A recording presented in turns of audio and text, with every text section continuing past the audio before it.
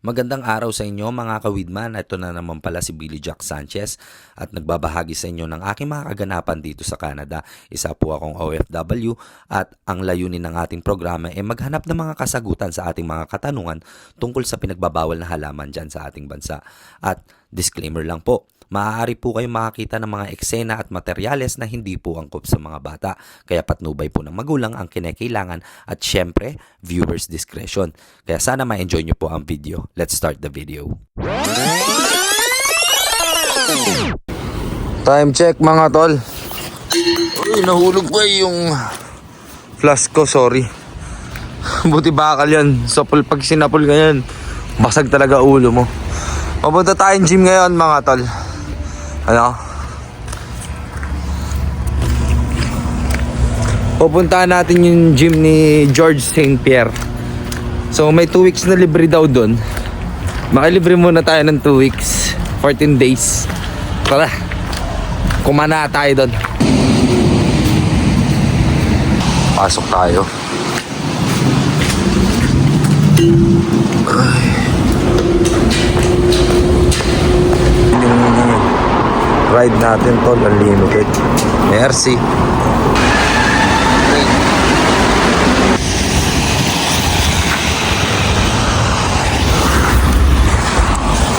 Medyo maganda naman yung araw ngayon. Papunta tayo ng gym pare. Hindi ko lang alam, aralin ko lang dito. Kakaiba na yung mga nakikita ko eh. Wala ito sa paningin ko nung nasa UAE ako eh. Hello, Harvey's, Tim Hortons, Subway, Baton, ano yung tawag yung Baton Rouge. Daming nakikita dito guys. Avenue Plamon doon tayo mga tol. Ayan, nakarating na rin tayo dito. Kitain natin si John Souls pare. Hindi ko alam saan niya ako kikitain dito. So, lahat sa akin dito bago. At hindi na tayo nakapag-gym. Gawa ng nasa akin lang yung susi ng tita ko. Bumalik pa ako ng bahay niya para ibigay lang yung susi. Ayan, kitain na lang natin si Brother John mga tol. Ganito ang itsura dito pag gabi mga tol. Ganyan lang. Ganda ng view no? Si Brother John, kasama na natin, John Souls. Ano, live ano ka? Live selling? Shoutout sa Fresh de la Caja, versatile clothing, man. Ayun, yun yung negosyo mo dito, Brad. Ayun, supportahan yan, di ba? Sa mga kababayan dyan, no? Alam nyo na. Uy, dali, baka maano tayo. So, ayun mga tol, nakasama na natin ngayon si John Souls, no? At syempre, alam nyo na yan. Ano yung papatikin mo sa akin ngayong gabi? Food trip. Food trip. Ano yan? Pakitin ng busy. Galing ng busy. Carts? Oo, sir. Para hindi tayo check dito sa daan, di ba? Oh, pwede yan. Wala nabibiling ganito dito eh. Saan nabili yan? Sa Vancouver pa. Ah, Vancouver pa yan. Yun, may vape siya pare, vape. Mahina pa naman tayo sa ganyan. Okay, tingnan natin. Oo. Ano tol? Kumakain Pork ribs, man. Pork ribs yan? Pork ribs yan. Saan tayo yan tol? Diba? Adobong Babski. Daw yung daming baboy. Canada na to tol eh. Oo, mismo. Diba? Wala. Canada na to eh. Kailangan na yung baboy na yan tol. Ang hirap, tol. At saka yung baboy dati sa Sands. Tol. Oo, sa Dubai tayo. Oo. Galing ka palang Dubai rin no tol? Sir. Angas. Tol, ano yung ibibida mo sa akin ngayon? Anon. Tara, sige. Binibida si Brother John sa atin eh. Ano ito, mga collection natin. Uy! Tol, nagbebenta pala ako ng damit eh. Check Talaga out ba? Oo, check Sige. out yung Fresh de la Caja. Fresh de la Caja. Ito, Stussy na 40 anniversary leather jacket. Pag gusto nyo, 35k na lang. 35k na to pare. Oo, man. Paano pag sinuot ko pa to? Alam ko, Baka 20 mil na lang. Ganda oh. Sige nga pare, hawakan mo nga. Pakita natin. walang basag. Sheesh, bro. Na rin ha. 35K Ito ang mga na. collection dito. Ito, may Raiders Tapos ka mga din. cup. Mga cup. Pero unti lang to, halimaw na cup ko eh. Nandun sa kabila yung halimaw kong cup. Ayan, bilhin na kayo. May mga snapback din siya Oo, pare oh. marami mga vintage yan, sir. Uy, niyabahan kayo ni parin dyan. Yung vintage dyan, sir. Ay, ito pala pare. Ay, ano yan, pare? Regalo ko sa'yo, men. Yan ba yun? Uy, talaga? Oo, sir. Ano yan ng brand yan? Shoutout pala sa Got Merch, men. Uy, got merch. Merch. Uy. Tapos ito, regalo ko sa'yo, men. Ito naman yung sa amin dito Ano ba? sa Montreal. Sige nga, pahawak na, tol. Tingnan natin. Uy, accelerate. Yep, tatak niyan, Shakaware, sir. Solid, no? Fastest chain, fastest. Anong nakasulat? Fastest chain, fastest clogs. Oh, Ito kasi, oo, men, gusto na, ito yung project namin, man. parang Crocs, no? Yes, sir. Parang ano siya, yung Stuzy, ay hindi, yung isa pa, Steezy. Easy. Oo, sir. Easy, no? Tapos, ano, parang, maganda itong ano nyo, brada. Project yan, project. Tingnan natin to. Kasi malamig naman dito, patong-patong na to. Yes, sir. Tignan mo naman yung neckline yan, sir. Check it out na natin. Ang tigas ng tela, no, bro? Ganda, tol. Parang yung... Hindi, magandang tela to. Magandang tela, no? Gandang tela to, tol. Hindi siya yung Magkano ito? Magkano ito kung bibili na to? 800 pesos, men. Mura na! Oo. Shakaware pa yan, bro. Mura na to, tol. Sa 800, sa quality. Gusto. Anong size to, tol? Large yan, bro. Large to. Pero sakto nga lang sa'yo, oo. Perfect. Parang masarap yata yung pan-jeep to. Ano, tol? Ano? Double check mo, tol. Okay. Double check mo. Gamit mo. All Okay. goods. Okay. Okay. Ayun, tara na, tol. Let's go. Tara. Tara. Ayan, madilim na gabi na, brother. Tara, lakad tayo. Saan ang daan natin? Sa taas tayo. Pataas tayo. Oo. Ayan. May iba naman yung daan. Tibay Naka-on nito, na may yung mic nagja-jogging, oh. Naka-on na yan. Rinig ka na dyan. Tol, pauwi na rin pala tayo. Gusto lang kitang tanongin, tol. Sige. Kung sasang-ayon ka rin ba sa pag-legalization ito sa ating bansa, anong magiging komento mo? Sang-ayon ka man o hindi? Oo, At sang-ayon. sabihin mo lang, share mo lang yung sa'yo.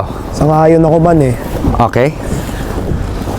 Dahil ko anong tawag dito, nakita ko yung magandang dulot tol eh. Proactive rin kasi ako sa cannabis. Pero meron ring bad side kasi hindi kayang i-handle ng mga tao doon. Parang naaabuso nila tapos akala nila masyado nakastig. Parang ang tingin nila sa Chongay sa Pinas. High drugs, parang gawang tao. Oo. Tama. Parang masyado nilang OA, parang gano'n tol. Oo. Kaya hindi siya para sa lahat din talaga eh. Totoo.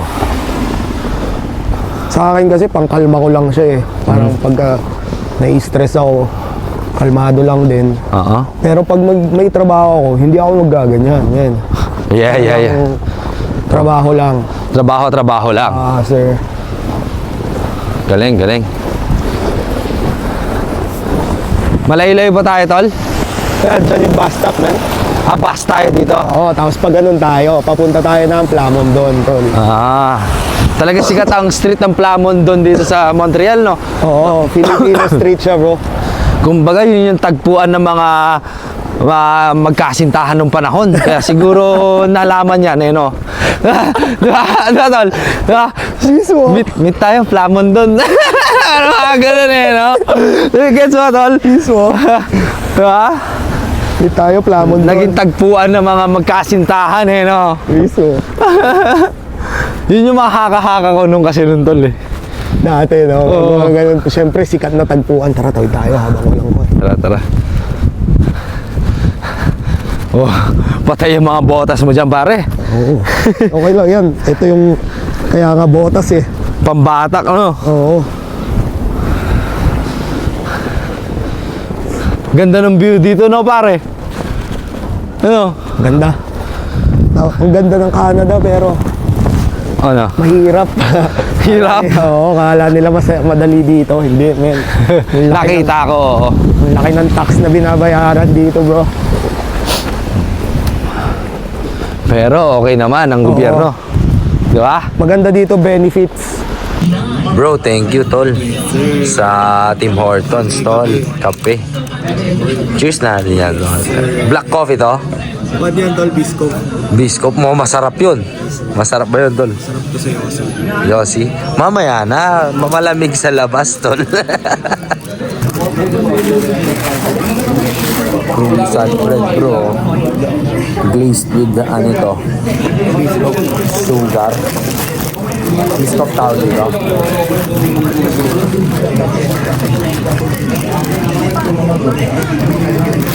Yung mga friends talaga mahilig sa mga ganitong tinapay, no?